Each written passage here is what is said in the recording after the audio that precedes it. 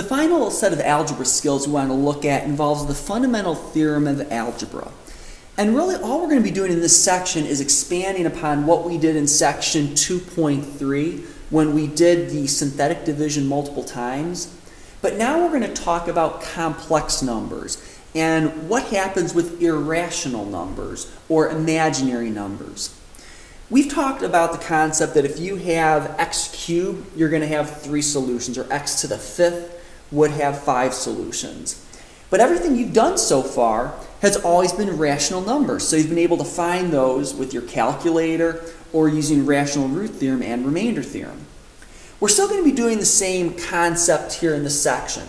But now we're going to throw in, after the rational root theorem and the remainder theorem, or whatever you use to find the real solutions or the rational solutions, we need to expand that for irrational and imaginary. So a couple of facts that you see here at the top. If you have a polynomial with a degree greater than 0, you will have at least one 0 value in the complex number system, real or imaginary. So that means some value, if you have an x, x squared, x cubed, anything with a degree larger than 0, you're going to have at least one 0 value. And it'll max out at the number of the exponent. The second thing is that irrational solutions, or numbers that can't be written rationally, and imaginary solutions come in conjugate pairs. So square root of 3, this is an irrational number. If square root of 3 is a solution, then negative square root of 3 also has to be a solution. So they're going to come in pairs. Same thing is true with imaginary numbers. If I have 1 plus 2i squared root of 3, 1 minus 2i squared root of 3 is also going to be a solution. So if I find one of those, I know what the other one's going to be automatically.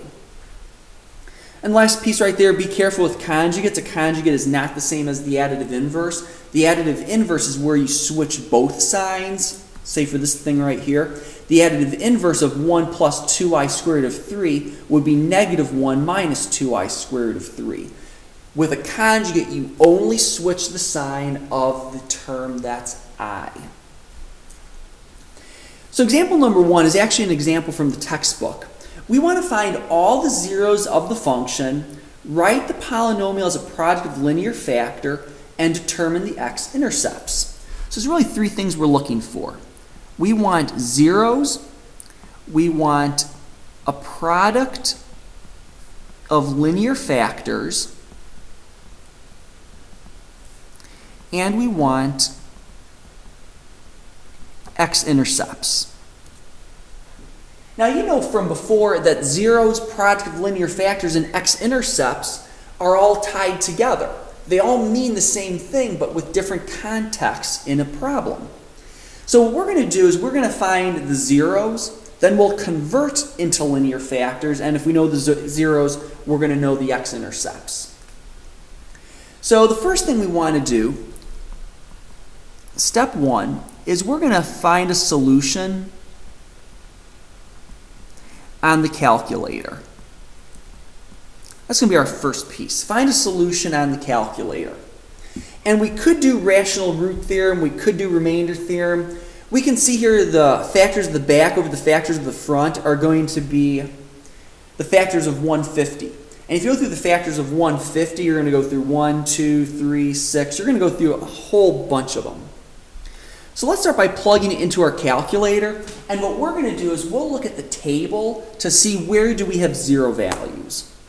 So x cubed minus 11x plus 150. And if I scroll along here, well, I can see right here at negative 6, I have a value of 0. So I know x equals negative 6 is going to be one solution. And over here, I know one of the zeros is going to be negative 6. So we're going to start with that negative 6. And if I look along here, I can see these numbers are getting very big toward as I get smaller.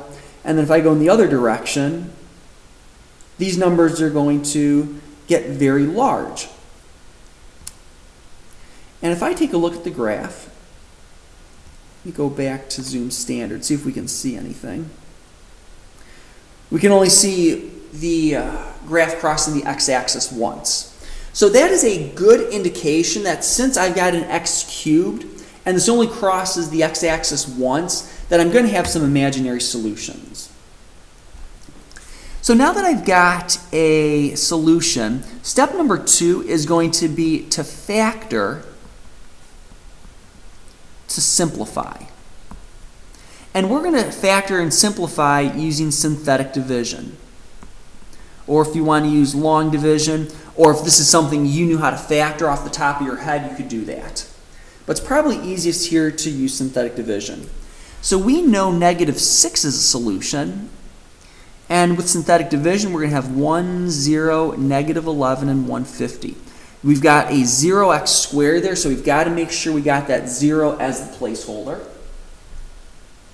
And now we'll go through our synthetic division.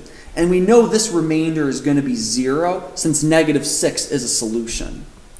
So 1 times -6 is -6. 0 plus -6 is -6. -6 times -6 is positive 36. -11 plus 36 is 25. And then 25 times -6 is -150, which is 0. So that simplifies down to x squared minus 6x plus 25. So that's the new equation or new polynomial that I'm working with. Step 3 then is either to find remaining solutions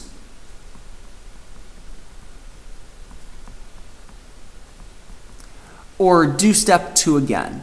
If I were to have something that was an x to the 4th and I got down to x cubed, you probably would want to do synthetic division again to get it down to an x squared, so it's something you can solve simply.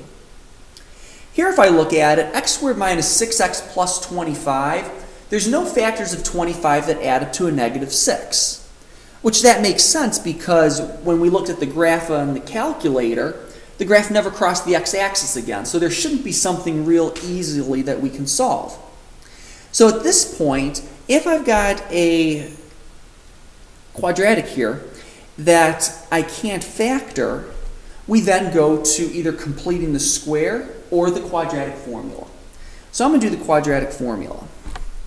X equals the opposite of b plus or minus the square root b squared minus 4ac all over 2a. Where in this case a is 1, b is -6, and c is 25. So the opposite of -6 plus or minus the square root of -6 squared minus 4 times 1 times 25 all over 2 times 1, which is just 2. If I simplify inside my square root, or outside my square root as well, negative makes a positive, so I've got 6 plus or minus. Inside the square root, I get 36 minus 100 over 2, which is really 6 plus or minus the square root of -64 over 2. And the square root of -64 is 8i. So this is really 6 plus or minus 8i over 2. And I can simplify that down a little bit more by dividing both pieces by 2, which then gives me 3 plus or minus 4i. So when I look at my zeros, I know my first 0 is -6, the second 0 is 3 plus 4i, and the last 0 is 3 minus 4i. Once again, there are my zeros in conjugate pairs when I've got an imaginary number. Now that I found my 3 solutions, and I knew that at most I can have is 3 solutions because it's x cubed right here, I want to write as a product of linear factors. The product of linear factors takes zeros and converts them into factors. So you got to think back to how you convert zeros to factors. So we'll convert zeros to factors. If I have a 0 of x equals -6, to make it a factor, it has to be equal to 0. So then x plus 6 is going to be a linear factor. So my first linear factor is going to be x plus 6. My second solution, x equals 3 plus 4i, this has to equal 0. So I'd be at x minus 3 minus 4i is equal to 0. So this quantity right here is going to be my second linear factor, x minus 3 minus 4i. And then finally I got x equals 3 minus 4i. Set that equal to 0, so it's x minus 3 plus 4i is equal to 0. So x minus 3 plus 4i. So there's my three linear factors. And then finally, x-intercept is where the graph crosses the x-axis, and we know that there's only one. It's the ordered pair negative 6, 0. That's what we saw in the graph, and that was confirmed when we looked at the picture of the graph when we only saw one solution. So as we do this, we found the zeros. Once we found all the zeros using synthetic division, quadratic formula, or factoring, we then converted those zeros into linear factors, and we wrote the linear factors as products, which just means we're multiplying all the pieces together. And if I were to multiply or FOIL all this out, I'd get my original polynomial. And then finally, x-intercepts is where the graph crosses the x-axis.